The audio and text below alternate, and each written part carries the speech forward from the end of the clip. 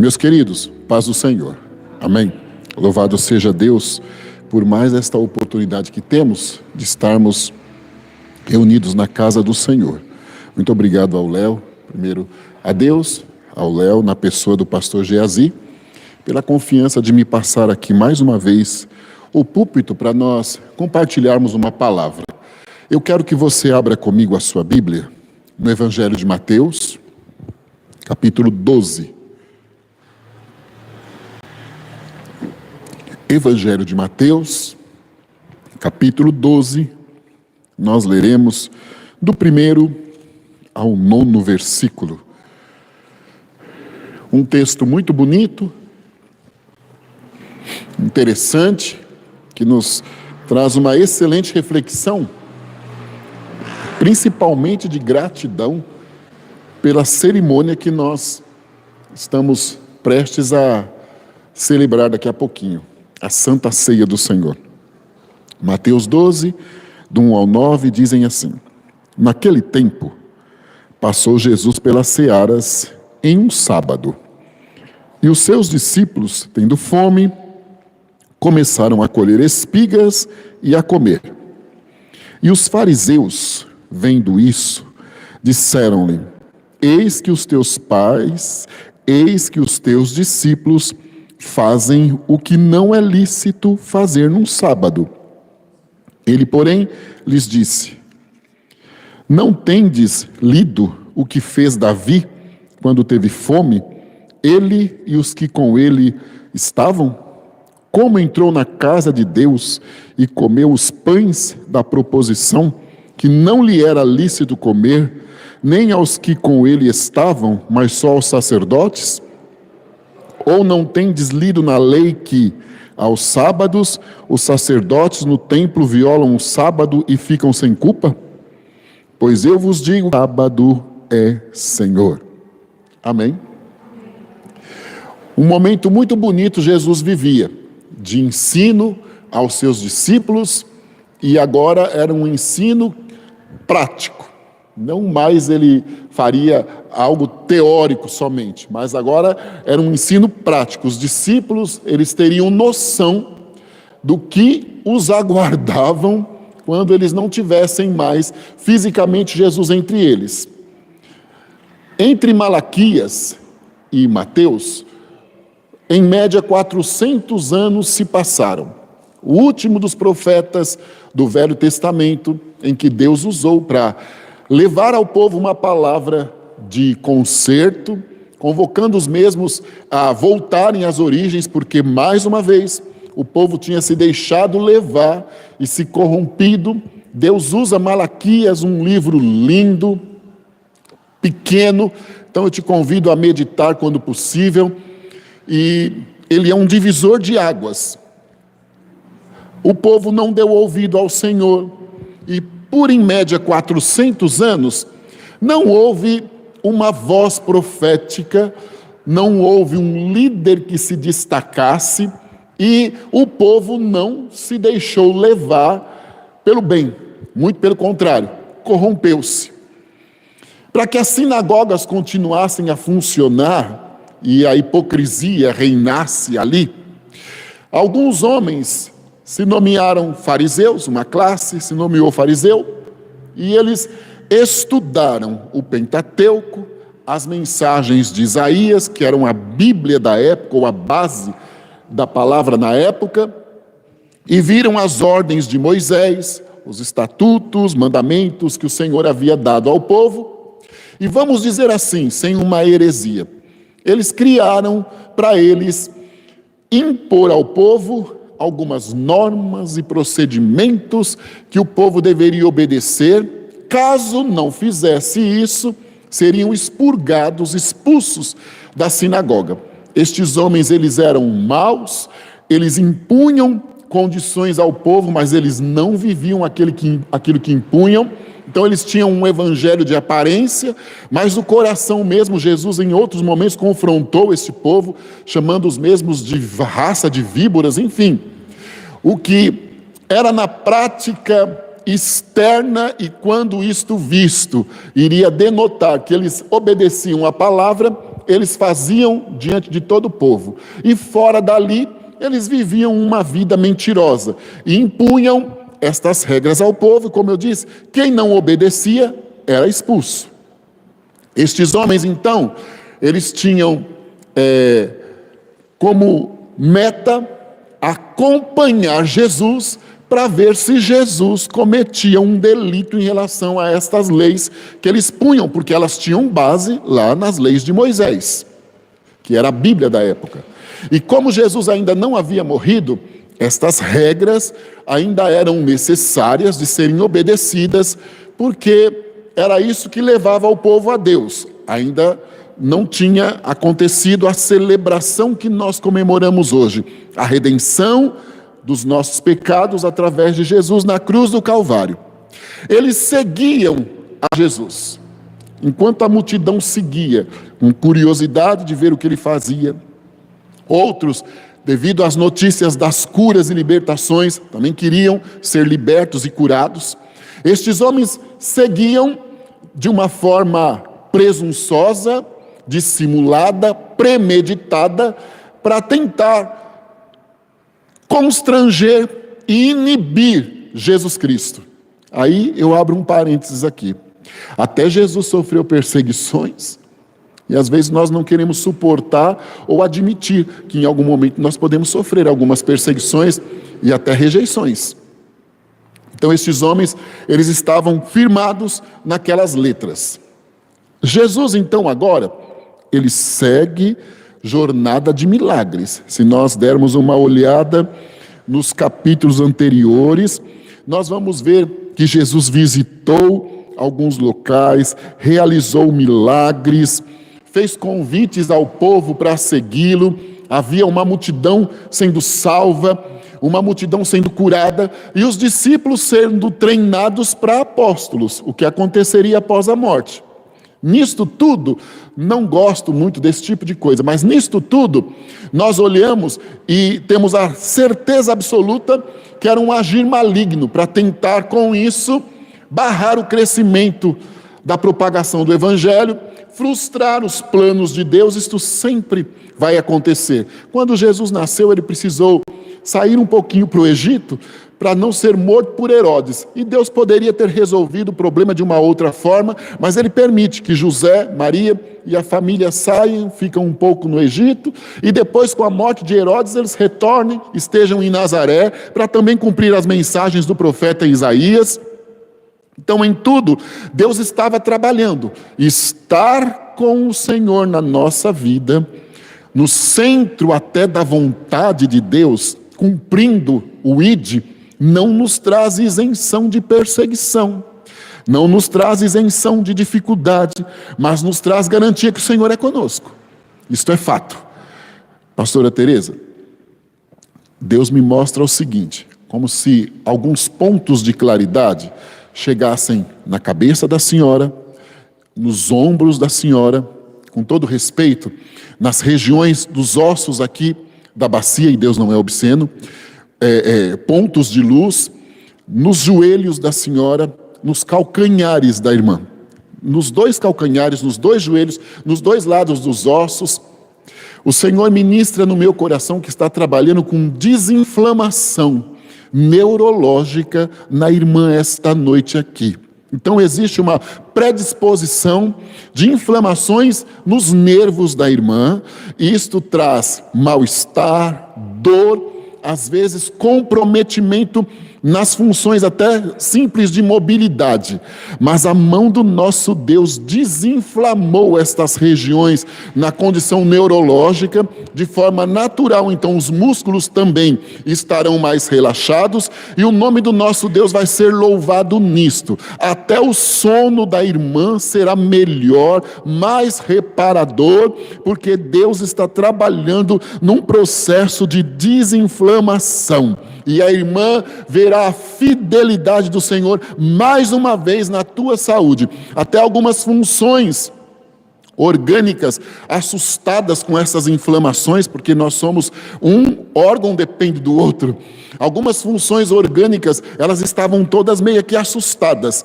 até sensação de inchaço dá na irmã, e a irmã não tem por que ter essa sensação de inchaço, de plenitude, tudo isso pelas inflamações e os nervos ficam contraídos, os nervos e os músculos, mas a mão do nosso Deus fez um milagre de cura, e as coisas voltam ao normal, e o Senhor é louvado na tua saúde, amém, minha querida?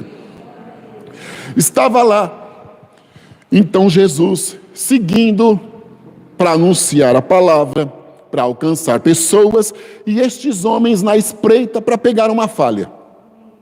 E com esta falha, gerar constrangimento em Jesus e confusão na cabeça do povo que estava seguindo Jesus. Num sábado, então, Jesus chegaria para ensinar na sinagoga. Só que ele vinha de algumas jornadas com os discípulos já. E qual era a lei na época? O sábado era sagrado, então não se podia alimentar, não se podia colher nada, os irmãos iam para a sinagoga, ouvir a palavra, como a lei de Moisés ensinou.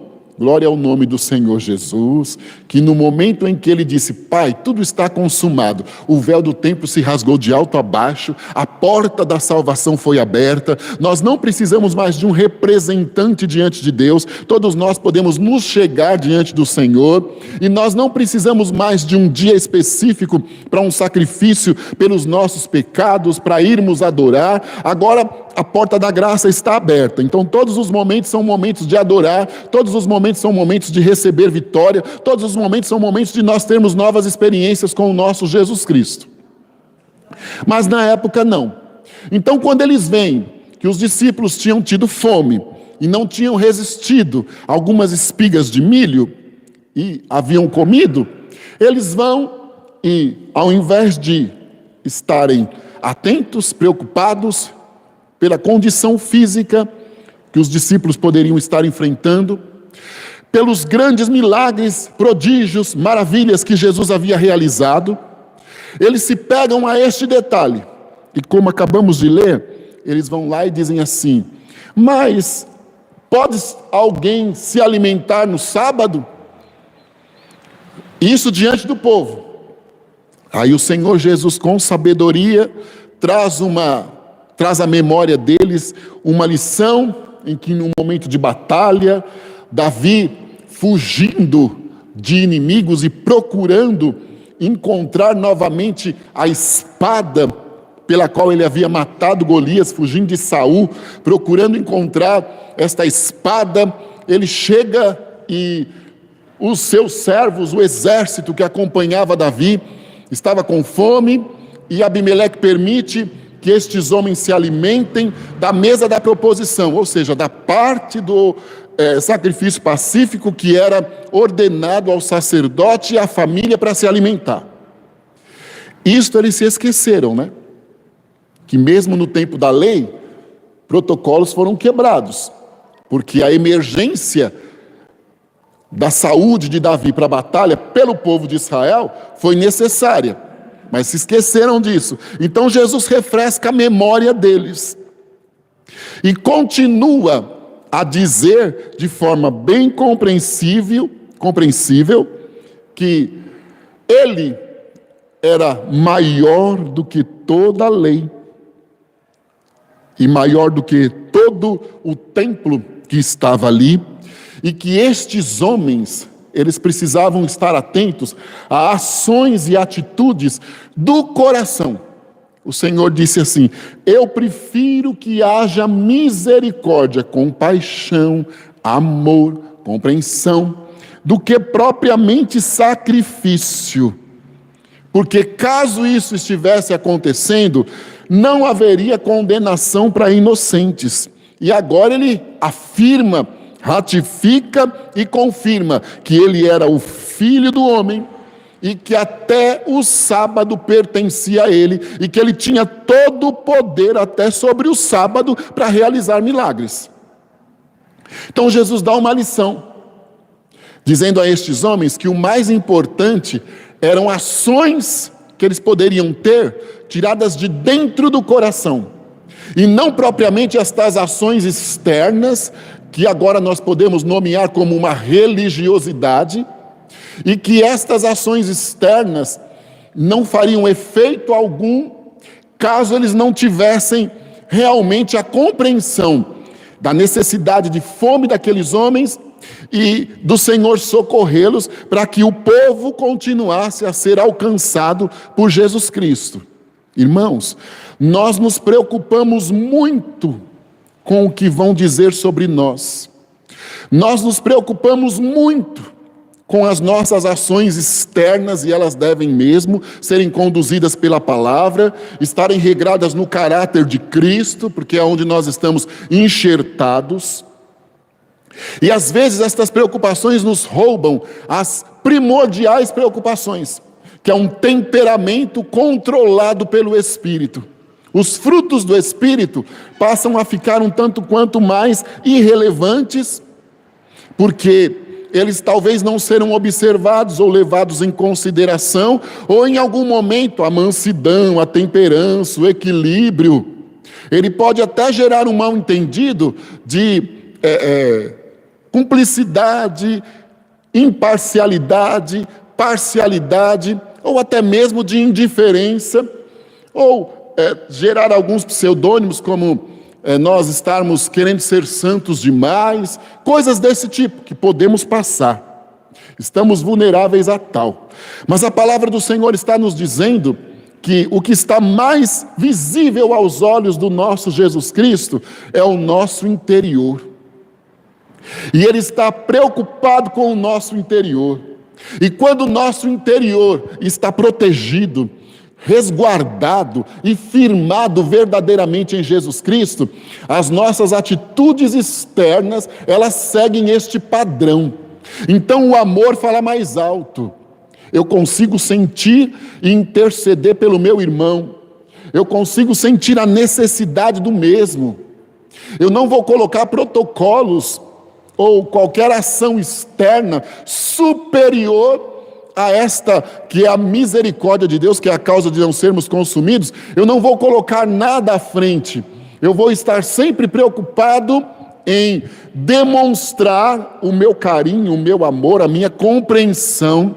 A Bíblia nos diz assim, que onde abundou o pecado, superabundou a graça. Nós somos difíceis, irmãos, porque a tendência é julgarmos pela aparência. Quando ele cita Davi aqui, nós poderíamos ir também ao momento em que Davi foi ungido como rei. Os seus outros irmãos tinham aparência externa para serem reis, até físico, fisionomia. Samuel até pôde em algum momento se deixar levar por isso, mas o Senhor disse para ele: eu vejo o que está por dentro, você vê o que está por fora. Mandou buscar Davi, que cuidava das ovelhas, e foi Davi que foi ungido. Então o nosso Deus, ele tem conhecimento do nosso conjunto de valores, que nós vamos demonstrar com as nossas características, porque a nossa personalidade fala.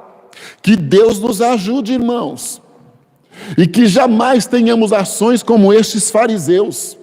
Primeiro, não andemos atrás de Jesus por troca. Foi tão bonito o testemunho da moça aqui, em relação a dízimos e ofertas. Realmente, às vezes, nós podemos nos iludir, e inicialmente nós colocamos as coisas como troca, e quando não há necessidade disso, que de maneira alguma nos deixamos iludir por nada que é externo, que não nos preocupemos com possibilidade do que pode ser dito a nosso respeito, quando nós nos prontificamos a obedecer a Jesus de verdade, quando dentro de nós está o amor de Deus por nós excede a nossa compreensão. Como você pode imaginar, um único filho ele mandou para ser morto no Calvário, morte de cruz, sem ele cometer pecado algum, para que nós hoje fôssemos alcançados e estivéssemos aqui. Milhares de anos se passaram, e nós estamos aqui, fruto deste sacrifício que o Senhor fez por nós. Mas estes homens, eles não olhavam desse jeito. Então, para eles, o mais importante era que no sábado, das 6 da tarde da sexta até as 6 da tarde do sábado, ninguém comesse, ninguém fizesse trabalho algum, os animais também passassem por aquele sacrifício todo. Agora, o importante era o crescimento da palavra. Paulo diz lá em Filipenses, no capítulo 1, quando ele se dirige aos irmãos em Filipos, ele diz assim: olha, não se deixem levar por possíveis maus entendidos em relação ao crescimento da palavra. O que importa é que o crescimento da palavra seja visível. Paulo não estava dizendo para os irmãos se deixarem levar por heresias. Não, ele estava dizendo aos irmãos, a partir do momento que eles estão anunciando a palavra para os nossos dias, não importa a denominação que estivermos. Não importa. Estamos aqui na Igreja Batista, tem uma Assembleia de Deus aqui um pouquinho mais embaixo, tem uma presbiteriana aqui em cima, ou uma metodista. Importa que a palavra está sendo anunciada. Paulo dizia isso, mas esses fariseus, eles não levavam em consideração. Então, o mais importante para eles era o exterior falar. Mas que o Senhor nos guarde e nos preserve, e que o nosso interior, transformado pelo poder da palavra, fale mais alto, que o meu testemunho fale mais alto sobre as minhas experiências com o Senhor, e que jamais eu me deixe levar por críticas de fariseus, formais, religiosos, criteriosos em condições externas, mas, como disse Jesus, internamente podres. Em outro texto, Jesus disse isso, é um termo forte, mas era o que estava acontecendo. Mas a partir deste momento, o Senhor vai nos trazer o equilíbrio e nós vamos estar seguros que as nossas ações e atitudes precisam estar embasadas na palavra e que algumas opiniões não vão nos fazer mudar. Nós queremos o crescimento do Evangelho, nós queremos a transformação, nós queremos novas experiências e estas situações não vão nos intimidar. Amém, meus irmãos?